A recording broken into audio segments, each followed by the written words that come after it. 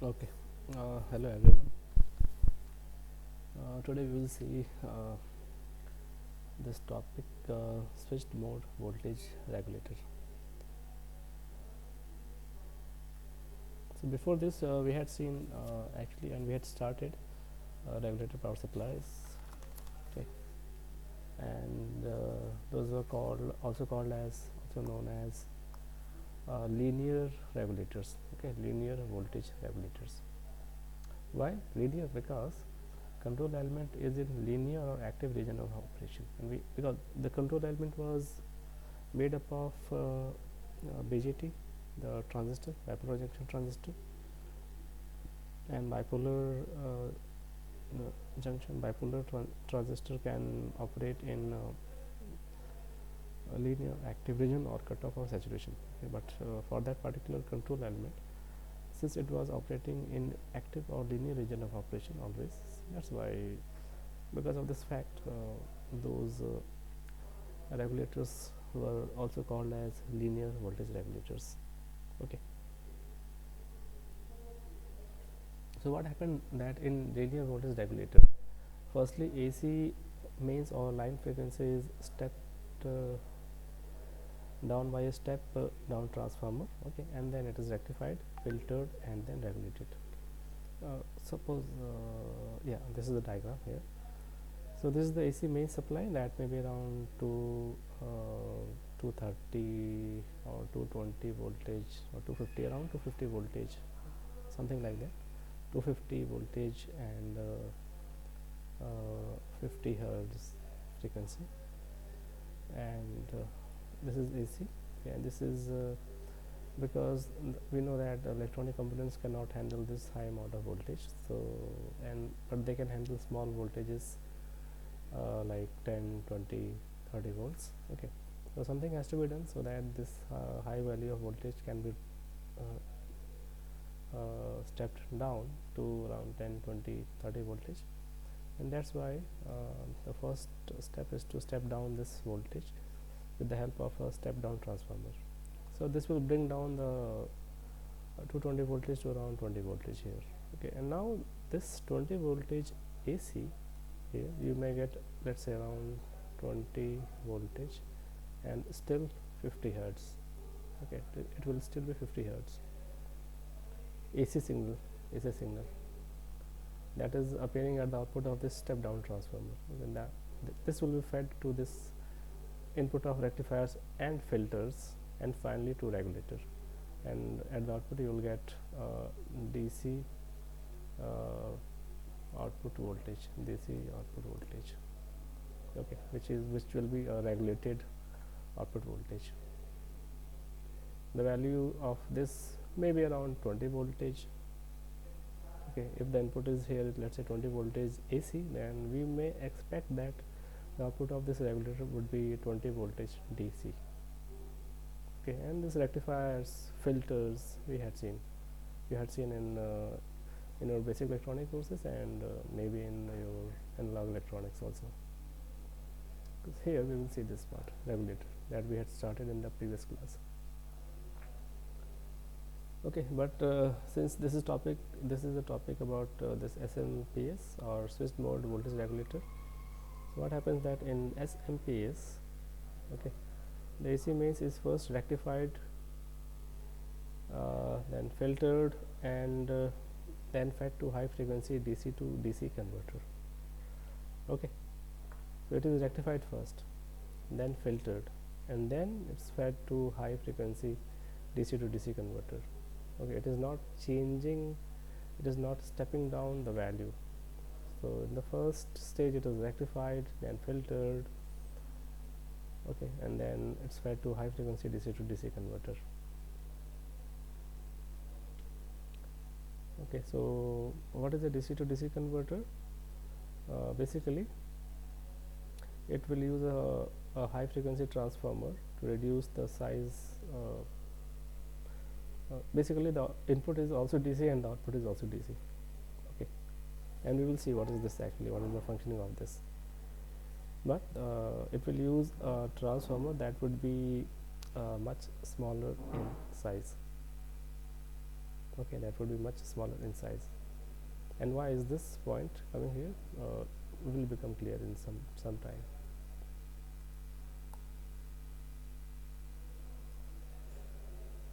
Okay, so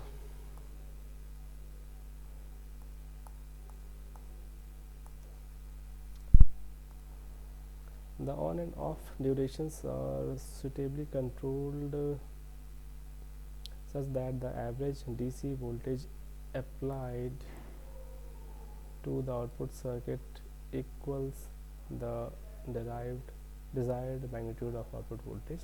Basically, this is talking about duty ratio of any signal, which is defined by the ratio between on time by on plus off time. Okay, so let's for example, just a quick example. If this is, let's say, a signal, okay, and this is 0, this is t by 2, this is t, this is 3t by 2, this is 2t. So basically the positive portion is remaining positive for 50% of the period, and this low value is also remaining for another 50%, another half period. So these are like equal. This is one half of the time period, this is another half of the time period, this is also one half, this is also one half.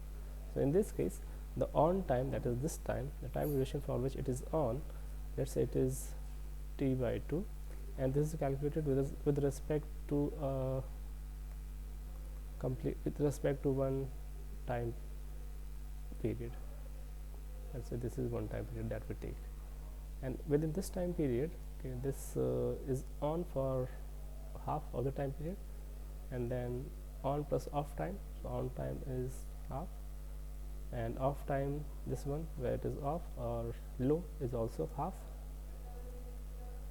So it will be actually half or 50%. Percentage wise, you can say that the duty ratio for this signal would be 50%. 50% duty cycle or duty ratio or duty cycle.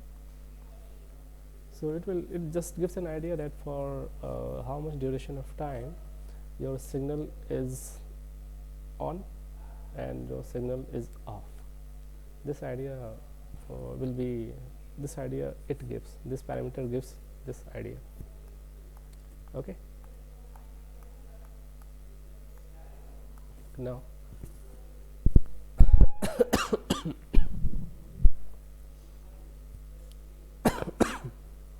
basically the circuit, the block diagram for this switched mode voltage regulator is this one.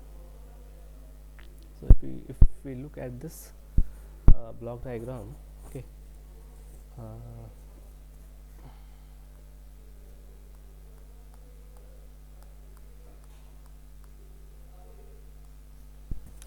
this is the input AC supply, okay. This would be, let's say, 230 volt, okay, and 50 hertz. That is actually we are getting in our households, our line frequency signal, okay. And this input AC signal is fed into the first stage, which is rectifier and filter section. So here rectification and filtering is done, okay. Then it is next fed to one more block, which is called as a switching circuit, okay, and the output of switching circuit is fed to the primary of one transformer, and the secondary of the transformer is fed to the output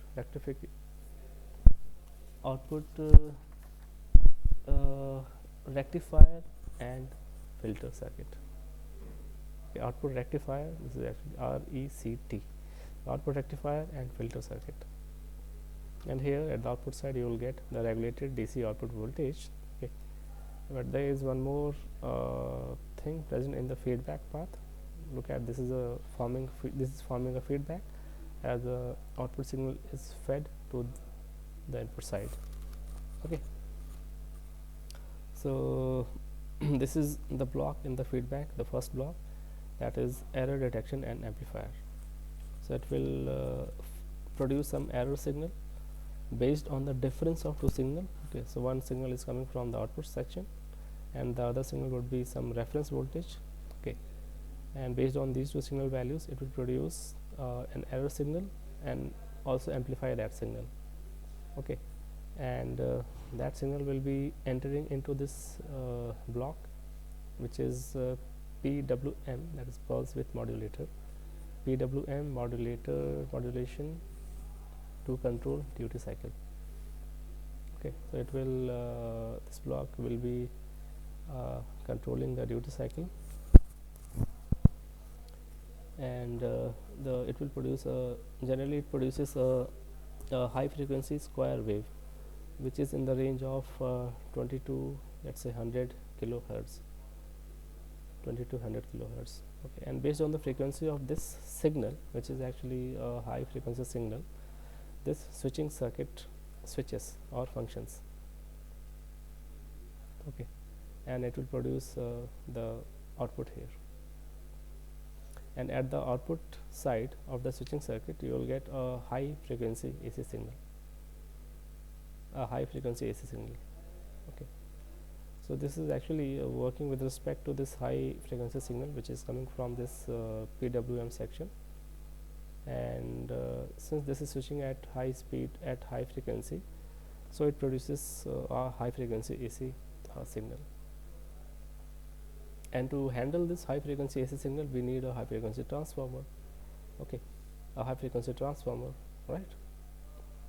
So this transformer would be basically a high frequency transformer that will be required here, that can handle this high frequency signals coming from here, and then it will feed to this particular block, which is the output stage, that is the output rectifier and filter section, which will produce the final rectified DC output voltage.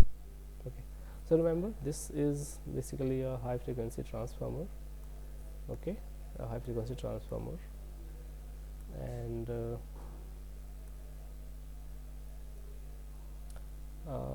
this high frequency transformer is used here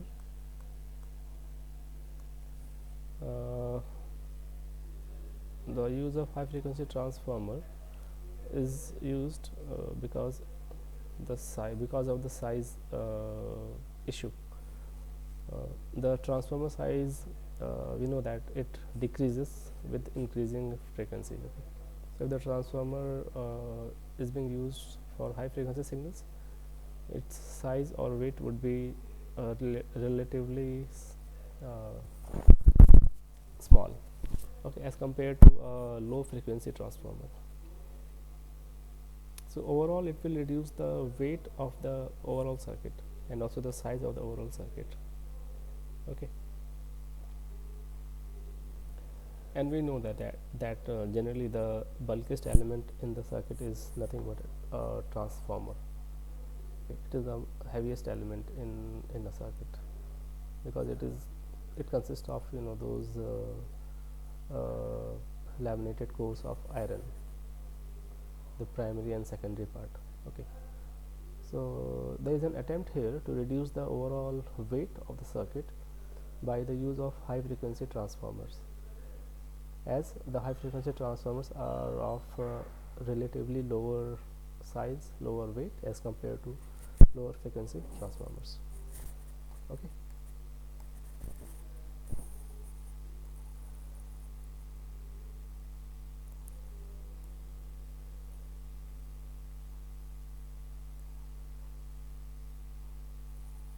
Okay.